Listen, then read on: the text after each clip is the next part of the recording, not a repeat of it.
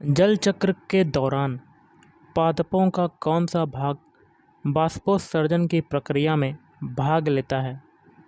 तो ये हो जाएगा ऑप्शन 3, पत्तियां भाग लेती हैं।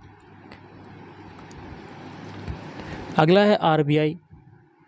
आरबीआई को विदेशी मुद्रा विनियमन अधिनियम FERA, और यहाँ पर क्या भरेंगे, द्वारा मुद्रा विनियमन नियंत्रण हेतु वैधानिक शक्तियाँ प्रदान की गई थीं। तो यहाँ पर हो जाएगा 1947 द्वारा। अगला है निम्नलिखित कथनों में से कौन सा सही है?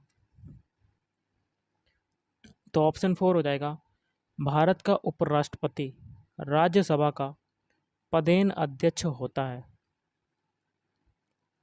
नेक्स्ट, आकस्मिक मृत्यु होने की स्थिति में प्रधानमंत्री सुरक्षा बीमा योजना PMSBY के अंतर्गत निम्नलिखित में से कितनी बीमा कवर की धनराशि उपलब्ध है? तो ये हो जाएगा ऑप्शन 2, 2 लाख। सिखों के वे गुरु निम्नलिखित में से कौन थे जिन्होंने पंजाबी भाषा लिखने के लिए गुरुमुखी लिपि विकसित की थी?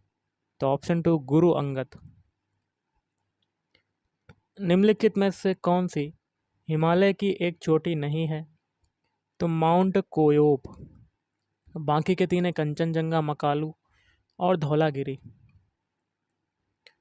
तुलुनी महोत्सव का आयोजन निम्नलिखित में से किस राज्य में किया जाता है? ऑप्शन 4, नागालैंड। अगला है भारत का सर्वोच्च नागरिक सम्मान भारत रत्न किस गायक को पहली बार प्रदान किया गया? तो MS सुब्बुलक्ष्मी। ऊर्जा का SI मात्रक निम्नलिखित में से कौन सा है? Option 3, joule. अगला देख लेते हैं क्वेश्चन। आर्थिक रूप से कमजोर वर्ग EWS श्रेणी के अंतर्गत केंद्र सरकार की नौकरियों में 10% आरक्षण निम्नलिखित में से कितनी पारिवारिक आय वाले सामान्य व्यक्तियों को देने का प्रावधान किया गया है? तो ऑप्शन 1, 8 लाख। बनारस हिंदू विश्वविद्यालय की स्थापना निम्नलिखित में से किस स्वतंत्रता सेनानी ने की थी? मदन मोहन मालवीय।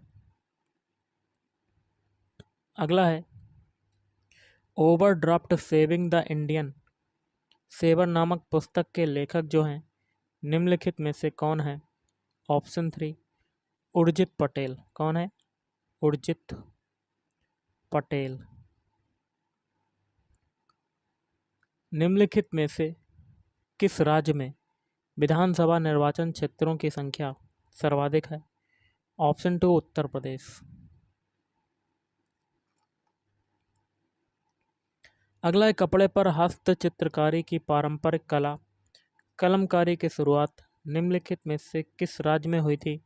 ऑप्शन 2, आंध्र प्रदेश। महात्मा गांधी ने 12 मार्च 1930 को निम्नलिखित में से किस स्थान से नमक सत्याग्रह प्रारंभ किया था? साबरमती। जलभृत या एक की फर्क क्या होता है? जल स्तर के नीचे संतृप्त परिक्षेत्र होता है। 2011 की जनगणना के अनुसार निम्नलिखित में से कौन सा राज्य सबसे कम जनसंख्या वाला राज्य है? Option 1, Sikkim. Indian premier league IPL cricket tournament के आरंभिक संस्करण सीजन की विजेता निम्नलिखित में से कौन सी टीम बनी थी? राजस्थान रॉयल्स। किस देश के साथ भारत की सबसे बड़ी अंतर्राष्ट्रीय सीमा लगती है? बांग्लादेश। मोतीलाल नेहरू के साथ स्वराज पार्टी के सह संस्थापक निम्नलिखित में से कौन थे? चित्तरंजन दास। राष्ट्रीय कृषि वानिकी अनुसंधान केंद्र NRCAF निम्नलिखित में से कहाँ पर स्थित है? ऑप्शन 2, झांसी। भारत का सबसे प्राचीन उच्च न्यायालय निम्नलिखित में से कौन सा है? कलकत्ता उच्च न्यायालय। प्रख्यात शास्त्रीय नृत्यांगना शोभना नारायण का संबंध निम्नलिखित में से किस नृत्य शैली से है? कथक नृत्य शैली से। वर्ष 1897 में ब्रिटिश अधिकारियों वाल्टर चार्ल्स रैंड और चार्ल्स आयर्स्ट की हत्या के आरोप में निम्नलिखित में से किन्हें फांसी की सजा दी गई थी? चाफेकर बंधु को। लोक चित्रकला की पट्टचित्र शैली निम्नलिखित में से किस राज्य से संबंधित है? ओडिशा। निम्नलिखित में से कौन सी एक जायद की फसल जायद ऋतु में उगाई जाने वाली है? तरबूज। निम्नलिखित में से कौन सा राजवंश भारत के दक्षिणी भाग से संबंधित नहीं है? चौहान या चाहमान वंश राजवंश। निम्नलिखित में से किस मुगल सम्राट ने दीन इलाही नाम की नई जीवन शैली धर्म स्थापित किया था? अकबर। 1919 में जलियांवाला बाग हत्याकांड निम्नलिखित में से कहाँ हुआ था? अमृतसर। बौद्ध परिषद जिसके कारण बौद्ध धर्म अंततः दो भागों हीनयान और महायान में बट गया, यह निम्नलिखित में से किस स्थान पर आयोजित की गई थी? कश्मीर। संगणन जल चक्र की एक प्रक्रिया है। संगणन के बारे में निम्नलिखित में से कौन सा कथन सही है? वाष्प अवस्था द्रव अवस्था में परिवर्तित होती है संगणन में। निम्नलिखित में से किस अवस्था में सोडियम की कमी हो सकती है? दस्त या डायरिया। एंथ्रेक्स के टीके की खोज निम्नलिखित में से किसने की थी? लुई पास्चर ने। प्लेइंग इट माई वे आत्मकथा के लेखक निम्नलिखित में से कौन है? सचिन तेंदुलकर।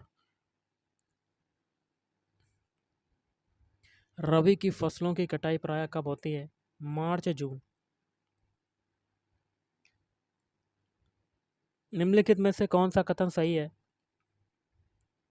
ऑप्शन 1 किसी राज्य की विधान परिषद कभी भंग नहीं होती है। प्रसिद्ध कामाख्या मंदिर निम्नलिखित में से किस राज्य में स्थित है? Option A Assam. भारत के किस राज्य में प्रति व्यक्ति आय सर्वाधिक है? गोवा। अगला एक वस्तु 120 में खरीदी मतलब क्रय मूल्य मतलब सीपी बराबर कितना है?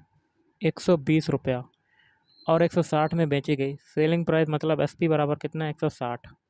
खरीदी 120 में और बेची 160 में, प्रॉफिट कितना हो रहा है? 40 का। तो प्रॉफिट बराबर कितना हो जाएगा? 40। तो लाभ प्रतिशत बताना, तो परसेंटेज ऑफ प्रॉफिट क्या हो जाएगा? प्रॉफिट को ऊपर रखेंगे और बटे नीचे सीपी 120 बटे 40 बटे 120 इंटू 100। एक जीरो से एक जीरो काटेंगे, अब 4 से काटेंगे, 4 धाम 40 और 4 तीयों 12, मतलब आपका आ गया 100/3। तो आपका आंसर कितना हो जाएगा? 33 सही, 1/3%। Option D is right answer. एक छोटा सा क्वेश्चन है, 18 रेशियो क्वेश्चन मार्क। रेशियो को क्या लिख सकते हैं? बटा। क्वेश्चन मार्क की जगह हम लोग एक्स मान लेते हैं, और जो समानुपात का बीच में चिन्ह ये किसके बराबर होता है? ये क्या होता है? बराबर होता है। फिर 3:5 मतलब 3/5। क्रॉस मल्टीप्लाई करेंगे तो 3x इक्वल टू कितना हो जाएगा आपका? 18 में 5 का गुणा करेंगे, 18 3 54 18 चौक 15, 18 5 90। तो इसको काटेंगे तो x की वैल्यू कितनी आ जाएगी? 30। Option A is right answer. अगला है, यदि 3/4 ऋण चुकाने पर भी 600 रुपये ऋण शेष बचता है तो कुल ऋण राशि कितनी है? तो टोटल हम लोग ऋण राशि को मान लेते हैं x। ऋण जो हो जाएगा टोटल वो कितना हो जाएगा? x मान लेते हैं।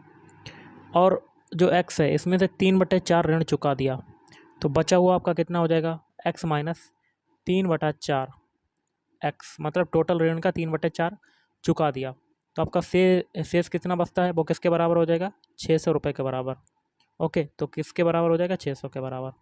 अब यहाँ पर एलसीएम लेंगे तो ये x/4 हो जाएगा आपका, और बराबर किसके हो जाएगा? 600 के। मल्टीप्लाई कर देंगे तो x बराबर कितना आ जाएगा? 6 चौक 24, मतलब कितना आ जाएगा? 2400 रुपये।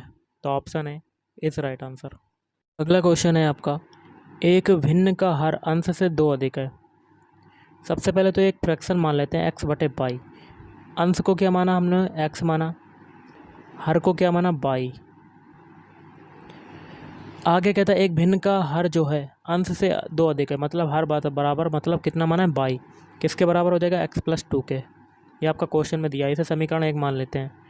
आगे कहता है यदि भिन्न के अंश में 1 की कमी कर दी जाए, मतलब x माइनस 1 कर दी जाए, और बटे बाई तो रहेगा आपका, तो ये किसके बराबर हो जाता है भिन्न, 2/3 के बराबर हो जाता है, तो 2/3 ये हो जाएगा। तो भिन्न के अंश तथा हर का योग बताना, मतलब x प्लस बाई की वैल्यू बतानी है। ओके, सबसे पहले हम लोग यहाँ पर क्रॉस मल्टीप्लाई करते हैं। 3 का मल्टीप्लाई होगा x माइनस 1 में, तो 3x माइनस 3। 2 का मल्टीप्लाई होगा 2 बाई में, तो 2 बाई ये हो जाएगा। तो यहाँ पर 3x माइनस 3, बाई की वैल्यू को पुट कर देते हैं, तो 2x प्लस 2 हो जाएगा यहाँ पर। तो 3x माइनस 3 बराबर 2x प्लस 4। अब देखिए 2x इधर आएगा तो यहाँ पर x बचेगा, 3 उधर जाएगा, माइनस का उधर प्लस में हो जाएगा, तो x की वैल्यू कितनी आ जाएगी, 7। अब हम लोग बाई की वैल्यू निकाल लेते हैं, समीकरण 1 में रख देते हैं x की वैल्यू को, तो बाई बराबर 7 प्लस 2, मतलब बाई की वैल्यू आ गई 9। तो हम लोग x प्लस बाई की वैल्यू भी निकाल लेते हैं, तो x की वैल्यू है 7 और बाई की वैल्यू है 9, तो कितना आ गया आपका आंसर, 16। तो option B is right answer. अगला है x³ प्लस 27 के गुणनखंड क्या होंगे। तो a³ प्लस बाई क्यूब का फार्मूला क्या होता है, इसको देखिए ऐसे लिख सकते हैं, x का होल क्यूब प्लस 3 का होल क्यूब। तो ये a³ प्लस b³ का फार्मूला बन गया। तो a³ प्लस b³ का फार्मूला क्या होता है, तो ये होता है a plus b, a square plus b square minus a b. Value put कर देते हैं यहाँ पर, a की वैल्यू क्या है x, b की वैल्यू है 3, तो a की वैल्यू को माना x, तो x स्क्वायर, b की वैल्यू को 3 है तो 9 हो जाएगा, फिर 3 और x का मल्टीप्लाई तो 3x, तो ये वैल्यू आपकी आ गई। ये कौन से ऑप्शन में आ रहा है, तो ये आ रहा है ऑप्शन सी में। Option C is right answer. अगला है x, x plus 2, x plus 4 अभाज्य संख्या है, तो x का मान क्या होगा। तो सबसे पहले तो मैं आपको बताना चाहूँगा अभाज्य संख्याएँ कौन कौन सी होती हैं, जो स्वयं से कटें और किसी से नहीं। तो ऑप्शन के हिसाब से आपको अभाज्य संख्या मिल रही है, ऑप्शन है 3। तो 3 की वैल्यू हम लोग तीनों में रख के देख लेते हैं। पहली 3 आ गई, दूसरा x प्लस 2, तो ये 5 आ गया, फिर x प्लस 4, तो 3 4 7, मतलब तीनों अभाज्य संख्या मिल गई, तो ऑप्शन है इस राइट आंसर। अगला यदि a बराबर, ये इतना है लिख लेते हैं, a बराबर है मझला कोष्ठक में 2, 4, 6, 7, और b बराबर कितना है, b बराबर 6, 7, 8, 9। तो b माइनस a की वैल्यू बतानी है, तो b में से a घटाएंगे तो क्या आएगा आपका, तो आपका आ जाएगा 8, 9। क्यों आएगा, देखिए इन दैट केस, इस केस में क्या होता है, b में जो संख्याएं होती हैं ऐसी संख्याओं को ढूंढना होता है जो a में ना हो। तो 8 और 9 आपकी a में नहीं है, तो आपका आंसर हो जाएगा 8, 9। अगला 18, 17, x, 23, 29 का औसत है 23। तो x का मान क्या होगा, औसत बराबर क्या होता है, औसत आपका 23 है, औसत बराबर होता है पदों का योगफल। सारे पद को जोड़ देते हैं, 18 plus 17 plus x plus 23 plus 29, और बटे पदों की संख्या, पदों की संख्या कितनी है, 1, 2, 3, 4 और 5, तो बटे में 5 हो जाएगा आपका। 23 का मल्टीप्लाई 5 में करेंगे तो आपका कितना आ जाएगा, 115। ऊपर आप सारे डिजिट को जोड़ेंगे तो आपका 87 आ जाएगा, 87 प्लस x। तो यहाँ से x बराबर क्या हो जाएगा, 115 माइनस 87, तो आपका आंसर कितना आ जाएगा, 28।